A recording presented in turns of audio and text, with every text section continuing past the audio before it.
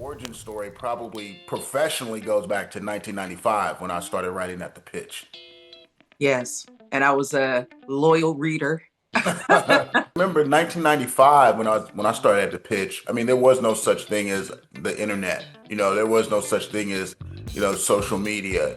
Very few people had cell phones, and they weren't like the smartphones that we have today. So in order to find out, what was going on in Kansas City entertainment wise, you had to pick up the Pitch, every Friday. That was the thing to do.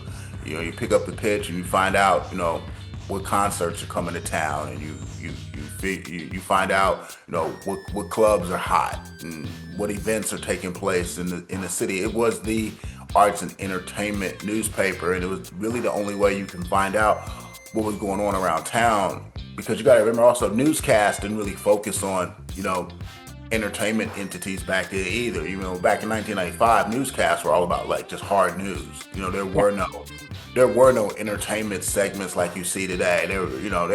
They weren't talking about the latest TikTok trend on the news back in 1995. It was straight murders, house fires, weather, and traffic. So you had to pick up the Pitch to find out what was going on in terms of entertainment, and that's where I was in 1995. And that's a huge part of what we're talking about is the ebbs and flows, the ins and outs, the ways Changes. that the industry, that's right, The has changes in evolved the industry, over. man, is crazy. Like it's a completely different industry now. From a film standpoint, to how films are marketed, to how films are released, to how films are even covered. It's completely different. Yeah. And getting to Fox 4, can I ask, because I don't think I know, I consider us friends and I consider you my mentor. Right, Uh, right. do you mind me asking how you got your gig at Fox 4? Yeah, sure. I mean, no, it's up. Yeah, I'll share. Here's the thing, and this is the thing I tell people, because a lot of times, I have the opportunity to speak to students, middle school level, high school level, college level. It's one of the things I do. One of the things that the station where I work, FOX4 News, is committed to community service. So I speak to a lot of people, but I really enjoy speaking to students because I like to share that insight so that they can prepare themselves for the future. And the thing is, no matter what you want to do in life, you have to prepare yourself to be ready for the opportunity. That's the thing. Because you can get the opportunity and not be ready, and it's not going to go very far. But if you're prepared for the opportunity, when you get it, you can do something with it. And that was my situation. I was prepared for the opportunity. It was an opportunity that I did not want, and it was also an opportunity that I was not thinking about. Like I went to college because I wanted to make movies. Like I studied film. I went to Morehouse. I studied film. That's where Spike Lee went. I had some of Spike Lee's same teachers. So I'm down at Morehouse. I want to be a filmmaker. Yeah, I want to make movies, but I also minored in journalism because you have to have a backup plan. And so, I always loved to write. I was down at Morehouse. I wrote for the Morehouse newspaper. I was writing film and music reviews for the Morehouse newspaper. I even had a comic strip. I also wrote for the Clark Atlanta University paper as well because they were all right there. So I was just writing. I was just doing stuff. You gotta, when you want to do something, you gotta stay active. Like you got to stay active. You got to work. You got to do things. And so, in the summertime when I would come home, I was not a rich kid, so I needed to work because I needed to fill my bank account back up. So when I went back to school in the fall, I had a little bit of money in there, because I was used to having some money in the account. So I took the clips that I wrote in the Morehouse paper and the Clark paper to the Kansas City Globe. I went straight to the Kansas City Globe. You look up the address the hard way in the yellow pages, white pages, whatever. We didn't have Google back then. Like we had to, when you wanted to do something, you had to be ambitious. You had to work. We could not be lazy. So I literally found out where the Kansas City Globe was located. Walked into the office with my clip, showed them my clip, and said, I want to work here over the summer. And they were like, cool. So in my summers during college, I worked at the Kansas City Globe newspaper where I kept writing like music reviews, movie reviews. I even wrote sports columns. I was just writing.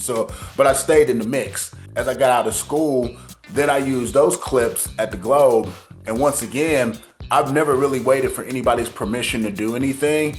I literally just walked straight into the pitch office and went straight to the editor's office and said, I want to write. And just handed them my clips. Through freelancing, it eventually evolved to a full-time job at the Pitch, where I became a staff writer. You know, we had little break rooms, little beer in the fridge, you know, some vodka in the cabin. It's like real loose. You can play frisbee, you can play ping pong, you know. But the thing that we did a lot in the office is we sat around and we had these massive conversations about pop culture, you know, whether it's about music, movies, or whatever was going on at the time. And so the editor, Bruce Rogers, would always overhear me in these conversations having these discussions about movies. And so one day he just called me in his office and he's like, man, I hear you, you know, talk about movies and you seem to know a lot. And he proceeded to add me to the roster of film critics at the Pitch. At the time there was 5, I became number 6. So we had 6 people who wrote film reviews at the Pitch at the time. Now I used to go hard with my film reviews because I was trying to do stuff different with the language, with the creativity, with the structure, and a lot of people took notice. But one of the people that took notice was a producer at FOX4 News. And so at the time, you know, Fox 4 already had a lengthy tradition of film coverage because they had a guy by the name of Doug Moore who did all their film reviews, and he had been at the station for like 25, 30 years. And so he was getting up in age, and I think Fox was looking to like kind of switch it out because I think at the time Doug was like 75, 80 years old. And, you know, Fox 4, you know, sort of became like the young hip newscast. So I think they were looking for a fresh face to do movies. So one of the producers who worked at Fox was an avid reader of the Pitch, and they used to, you know, read the Pitch and had noticed my, you know, my movie reviews, and they just, I was at the Pitch just minding my business working. They called me out the blue, and she was like, I love the way you write your movie reviews, da, da, da, da, and I think the station's looking to find a new person. And I was like, oh, that's cool, but I have no interest on being on TV. I didn't study broadcast in college. I was not a in front of the camera person. I was a behind the scenes guy. I wanted to make movies. That's why I love writing, because you're behind the scenes. The only thing people know is your byline. They don't know your face, that sort of thing. But she reached out and said the station may have an opportunity. And I was like, sure. I even first thought they just wanted me to write the reviews, and then the anchor or somebody else would read them on air. I didn't know. I was not into television at all. I didn't even know how to write for television, because when I was writing movie reviews for the Pitch, like the lead movie review would be 1,500 words, which is a lot. Right. Like, that's unheard of these days. But the lead review would be 1,500 words, and then the secondary reviews would be anywhere from 300 to 500 words when you wrote out your reviews. So I wasn't used to the quickness and the sharpness of television writing because I had never done it. They called me into the office. I remember I met with the station manager at the time was Stan Knott. Stan Knott, real cool guy. I remember the news director at the time was Mike McDonald. So I go in, they were like, you know, do a quick little interview. They were like super excited, and it happened really fast. I think I went into Fox on a Tuesday, and Stan Knott literally was like, can you start on Friday? And I was like, these guys have no idea. I've never been on television. Wow. That's the thing. I've never been on television. You know, I didn't know the mechanics. You know, I didn't have the look. Like, look, I was a writer, man. I was behind the scenes. So they were literally like, can you start Friday? I started Friday. Worst segment ever. It was bad. I mean, I had no experience. It was bad. I mean, there's a lot of mechanics to TV that, you know, people don't realize, because people who are good at TV, people who are good at anything, make it seem seamless. So you have no idea, you know, all the different elements that it takes to look good, you know, on television. So Mark Alford pulled me aside, gave me a quick crash course, which failed miserably because I was terrible. The only good thing about it is they didn't archive the shows the way they do now, so no one will ever see those first couple of. But I mean, that's where it started, and then it's not stopped. Like 25 plus years later, it's continued on from there, through all the changes in management, through the changes in staff, through the changes in technology, through the changes in the industry. It's been one hell of a ride. It grew from there, because, you know, we only did the reviews. I was at the anchor desk when I did them. We did not have a rating system. That came almost like a year or 2 years later, because people would watch the reviews and be confused. They wouldn't know whether I thought the movie was good or bad, so we had to give them a simple guide to let them know what I thought about the movie. And yeah, I did it, and I also did it solo for a really long time, until I think I was like 5 years in before we figured out adding a second person, so there could be some, some contrast to the Yes. so it evolved. We added the popcorn bag graphic, and we added a second person, and then we moved away from the anchor desk, and we had our own situation going on. And then we started adding in, DVD reviews, and then we added in the chat with the stars, with the interview part. I mean, it all grew over time, but none of it wouldn't have happened if I wasn't like prepared for the opportunity, because the phone call came out of nowhere. Like, it literally, it's just like how I'm sitting here now and the phone rings. I'm like, hey, what's going on? Like, we want you to go to Mars. I'm like, I don't own a spacesuit. And so I had to go find a spacesuit, learn how to, acclimate my body to outer space in a couple of days, and then be ready for the journey. And that's exactly what it was. But, like I said, I tell people all the time, you have to be ready for the moment. You have to be able to prepare yourself to take advantage of the opportunity, or the opportunity will die. And this opportunity grew like crazy. Grew like crazy. I mean, we love you in Kansas City. And I think you define film criticism and longevity on air in our city. A long time. But also, you are known all over the place. You have an international brand, and film critics all over know and respect you. You're a board member of the Critics' Choice Association. And I mean, I will leave this out of the interview, but the fact that when they send the votes for the new board members, and yours is always number one with almost 100% of the votes, that's bananas. That doesn't just go to longevity, but that goes to reputation and how people see you and how you make them feel seen. Yeah, no, I mean, you don't have to edit that out. I mean, that's not a secret. I mean, once I got into this, I always like to, I pride myself in trying to understand whatever situation I'm in. So in the world of film criticism, I've always tried to understand the mechanics of it. How does it work? What are we doing with this thing where, we review movies and TV series, and how does it work for me, and how does it work for other people, and then where do we fit in the industry, and where do we fit in terms of the type of information that people want, and you try to tailor it and understand, how it works. But I mean, FOX4 was the foundation. Like, everything that I did post 2000 is because of FOX4. I mean, you're on television. Television is a huge stamp of credibility, because, I had an assistant news director at FOX4 that told me that, when you're on television, that you're in an intimate setting, because people are inviting you into their home, because people watch the news in their living room, in their kitchen, in their bedroom, sometimes in their bathroom. And so you're in a very privileged situation, because when people turn you on and watch you, they have chosen to invite you in. It's even more intimate now, because a lot of people, watch and get their information and content on their phone. And so you have to understand, what that means, what your relationship is, with the audience, and how special that is, because people can turn you off, tune you out in less than a second.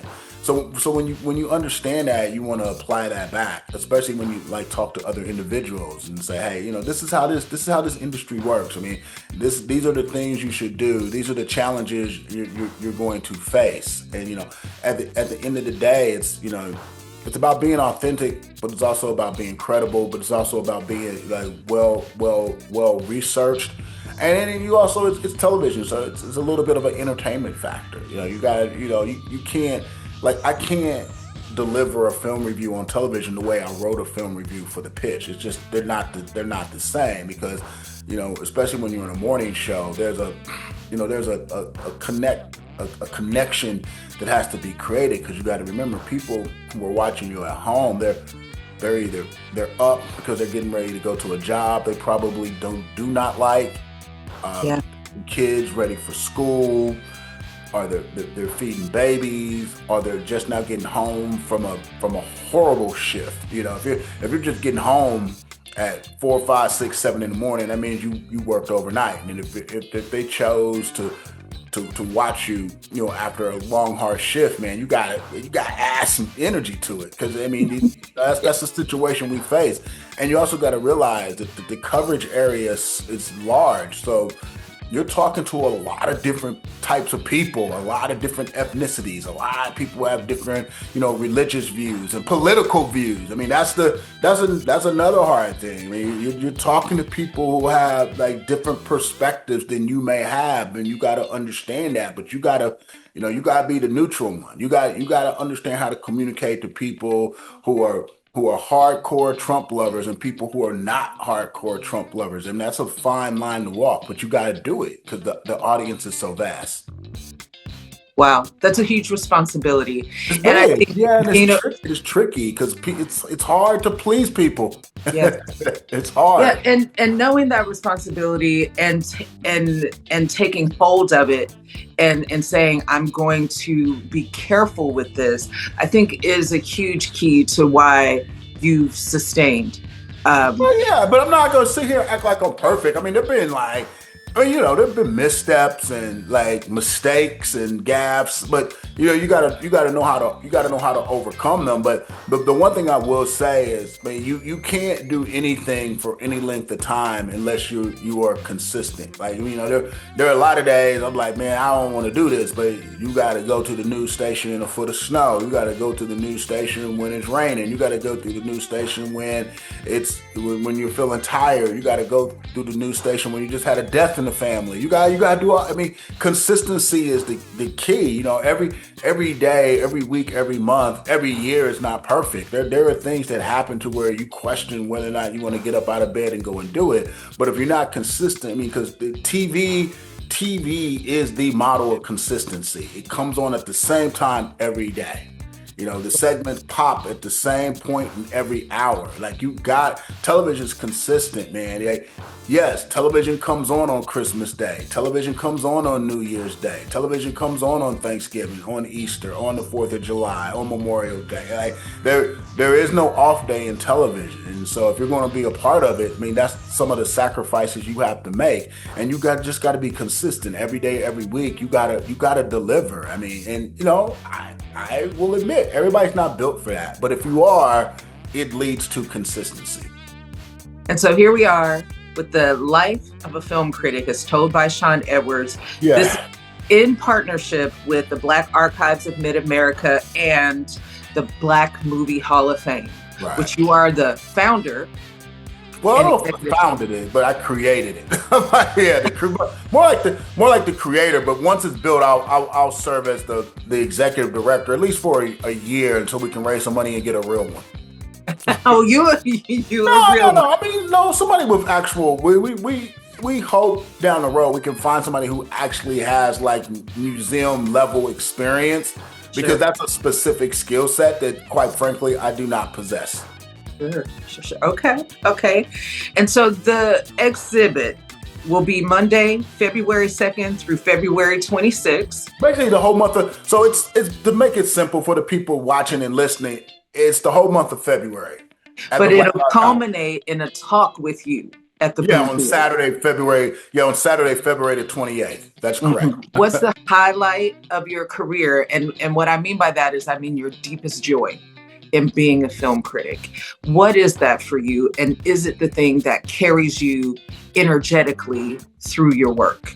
Well, I think the biggest highlight is when, and at least for me, is when people recognize that you've done something that nobody else has done that's helped them elevate. And one of the things I did, this is the coolest thing ever, is back in 2013 when I came up with the idea for the celebration of Black cinema, which is basically a ripoff of the idea I came up with in 2006 when we did the celebration of Black film.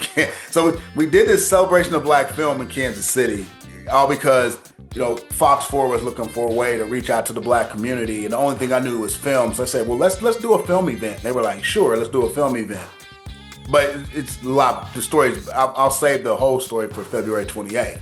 But anyway, so I created the celebration of Black film in Kansas City in 2006, and we did it for 4 years, and then it just like kind of fizzled out. So I recycled the idea in 2013 when we did Celebration of Black Cinema, for the Critics' Choice Association. I remember the very first one took place in 2014 at the House of Blues on Sunset, and we were honoring the documentary, 20 Feet from Stardom, and the five women that are featured in the documentary all did a concert at the House of Blues. It was amazing. Everybody in the building was in tears. It was such a moving, joyful experience. It was crazy. I finally found the lost footage of that too. I'm about to pull a Questlove and turn that into a documentary, but Yes.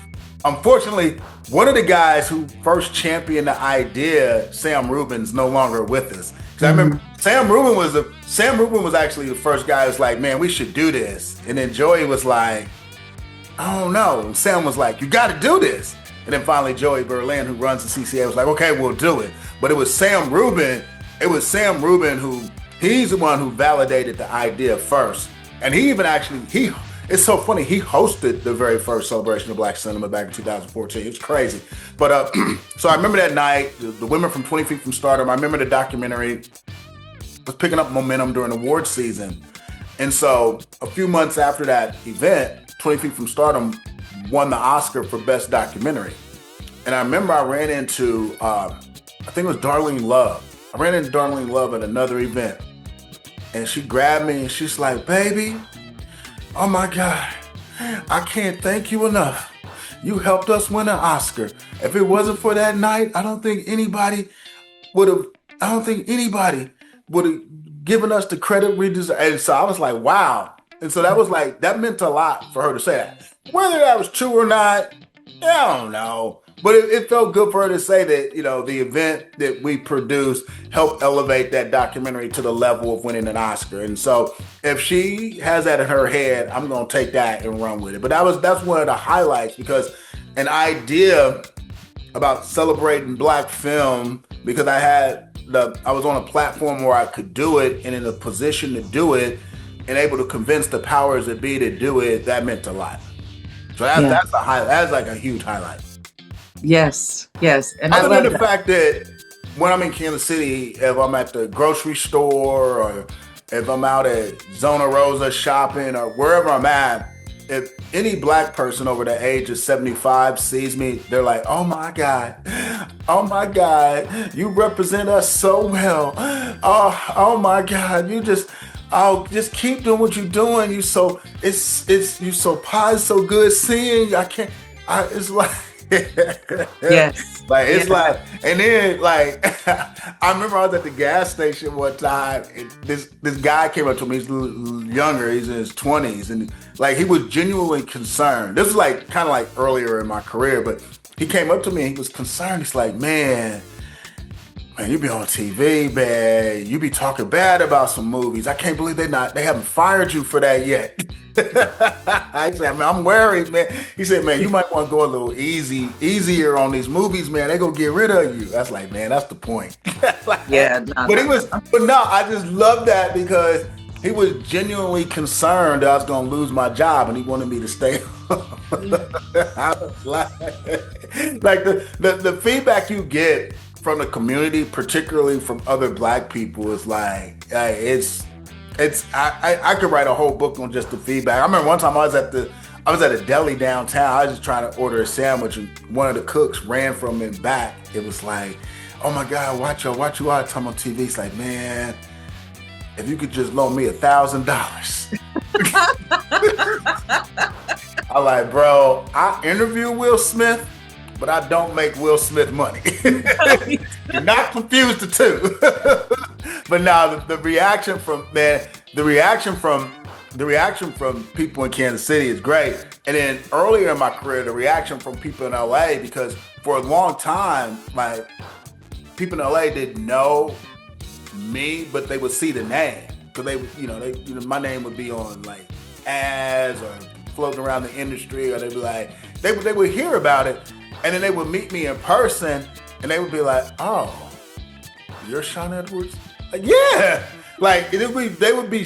I mean, no, they would literally be. Some people would be stupid. I can read body language. There'd be people that be like shocked. Like it was crazy. Like early on, they're like, "Oh, That's kind of like that at the pitch too, because when you have your byline, people don't know who you are. They don't know. Remember, the people knew. I wrote for the pitch for years. I don't think people knew what I look. They don't know what you look like. So it's a surprise. Sometimes it's a surprise. Like the reactions on this stuff are funny, but it's a surprise to a lot of people. But it's been great. It's been great. Well, the thing that I love that you said before was that you stay in the mix. And this exhibit is one of the ways that you make me think about invention and reinvention. And so if you can give me the top 3 qualities or skills that you've relied on consistently to stay in the mix, that might help me or help other folks. Oh, that's easy. Oh, top 3 things help you stay in the mix. Well, number one, I tell everybody this all the time, man. You gotta keep practicing your writing skills, because it's all about the written word. Like whether I'm writing a review for the pitch, or writing my copy for FOX4, or writing anything, you have to be a good writer, because that's the way you're going to communicate with the people. So the better you become as a writer, the better you become as a film reviewer. And the best way to become a better writer is by you gotta read. You gotta read a lot of different stuff. You gotta read the New Yorker. You gotta read the Kansas City Star. You gotta read comic books. You gotta read novels. You gotta the more you read, the better a writer you become, because writing is the thing that can writing can go anywhere. Writing transfers to anything. Like if you're a good writer, you will always have a job too, because the skill of writing is great. And stop using this AI stuff, man. Because I hate AI. Like I be killing AI on my phone, because AI be trying to tell me how to say different stuff. I'm like, nah, bruh. I know how to write. You can't. I don't want to sound like a robot. And people think that. Yeah, it's easy, because I think humans are inherently lazy, but I can read copy and instantly tell it's written by AI as opposed to a human, because I don't care. AI is really robotic and rigid, and I don't need it. Just learn how to write on your own. We're getting too late. That's why we're going to get took over by robots, because people are too lazy. Like you got learn how to write. So number one is you gotta keep perfecting your writing skills. Number 2, you cannot be afraid of technology or change. It's just the way it is. Like you gotta accept it. You gotta embrace it. I mean, in my 25 years, we went from no internet to internet, from no social media to social media, from no laptops to laptops, from faxing to Zooming. Like you have to embrace the technology, because that's the tools in which you have to use to get your information out into the world. And if you don't, there have been case studies that show that not accepting technology leads to downfall. I mean, Blockbuster, newscasts in the early days were reluctant. The whole internet thing, online thing, they were reluctant. Newspapers, look where they're at, because they were reluctant. Look where AMC theaters are. AMC theaters had a chance to be Netflix way before Netflix, and they were like, nah, people are going to keep coming to the movies forever. No, they're not. Like, you gotta, so it's like, accept the technology would be number 2. So perfecting your writing. But not AI. But not AI, no. Okay. But there is a good use for AI, but not writing. Like, there's some things you can use AI for. You can use AI to help you edit, do quicker edits, stuff like that. And no, it's good for a lot of things. So accept AI, but don't use it to write your copy. Like, you want that copy to come out, don't do that. So perfecting writing skills, 1, accepting technology, 2, and number 3 is really utilizing your networking skills, because the circles are small. So I mean, you gotta be able to network, because like I said, FOX4 News was the foundation, but everything that happened after that was because of networking. Like Celebration of Black Cinema, I had a relationship with Sam Rubin. Working at Hidden Empire Film Group, I built a relationship with Dion Taylor. Working with, I did some projects up in Toronto with a filmmaker. That was all networking connections. We met at the Toronto Film Festival, built a relationship. Next thing you know, the phone call, like, I need you to work on this. I want you to work on that. I want you to do this. Like, it's all networking. You build your networking. Same thing at Fox. You got to build your networking. So people like you and want to work with you. Just, keep all those. You got to keep every door open. You got to keep every door open, because behind every door is an opportunity. So you keep those doors open. Now, the opportunity may not happen with the first few steps that happen when you walk through the door. Sometimes you got to walk through, like Hidden Empire. I walked through the door and I had to walk for 1 mile, 2 miles, 3 miles forward before I got to the opportunity. But the door had opened because Dion kept saying, man, I'm going to work with you. A year goes by, I'm going to work with you. 2 years goes by, I'm going to work with you. 3 years go by, I'm going to work with you. 4th year, he's working with me. So, just because the door is open doesn't mean it's going to instantly happen, but you have to get that door open in order to walk through it. And then you go on your journey, and then you never know when that opportunity is going to pop up. I love that. People have asked me as well, how do you do the things you do? And I always say, walk through the open doors. So I love that so much. You got to be ready, because when that opportunity hits, you got to be ready. Because if you're not ready, then it really does go away really fast. Yes. And, I got to thank you, not just for our chat today, but for everything that you've contributed. I personally am so proud of you. You're not just a film critic, but you are an executive, and you are just a good guy who takes care of. We'll try. I mean, I'm on this Black Movie Hall of Fame is that's the culmination of a lot of things. So hopefully, when we get it all done and the building's finished and the exhibits are put in place, I really want people to come, and I want people to come and share the experience, and that starts on February 2nd, man. Black Archives is such a great institution. I mean, look, you should be going to the Black Archives anyway, but not an excuse to come see this. I mean, it's an exhibit. We put a lot of time and thought into it. It's just a journey into 25 years of the Film Critic, gives you some insight on, where I started, where I've gone, some of the things that happened. It'll be really, I won't give too much away, but want people to come and experience it. And then the talk back's going to be a lot of fun. It's going to be more than just me talking, so come. We got some other things planned. So just want to do something interesting for Black History Month. And we're excited about it. And the exhibit, you can come to Black Archives, it's free. So you have no excuse. It's free.